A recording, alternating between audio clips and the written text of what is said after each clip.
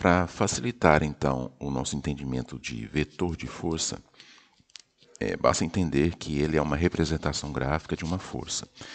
E para nós aqui nos nossos estudos de biomecânica, na musculação mecanicista, é importante entender o que significa alguns tópicos. O primeiro deles seria, então, o ponto de aplicação da força. O ponto de aplicação da força representa onde a força está sendo aplicada, que normalmente é o sentido oposto, né, a direção oposta da seta.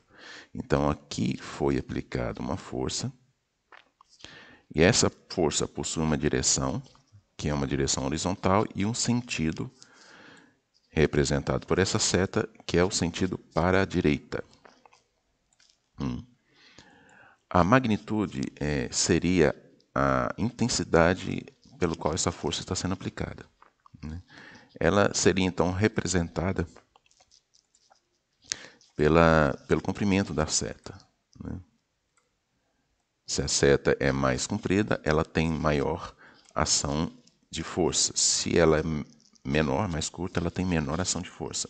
Mas para nós aqui nos nossos estudos, o comprimento da seta ou a magnitude, ela já vai estar sendo representada pela carga, se a carga é mais pesada ou a ação vetorial é maior, e pelos nossos músculos, né? Se o esforço muscular está sendo maior, essa magnitude automaticamente será maior também. Então não precisamos colocar o comprimento da seta em si graficamente. Ok? Precisamos entender então só onde é o ponto de aplicação da força, direção e sentido do vetor. Em um outro exemplo aqui, temos a seta sendo aplicada na extremidade oposta. O ponto de aplicação na extremidade oposta da seta. Então, o ponto de aplicação seria aqui. A direção seria, então, uma direção vertical e o sentido, representado pela ponta da seta, um sentido para cima. Em um outro exemplo aqui,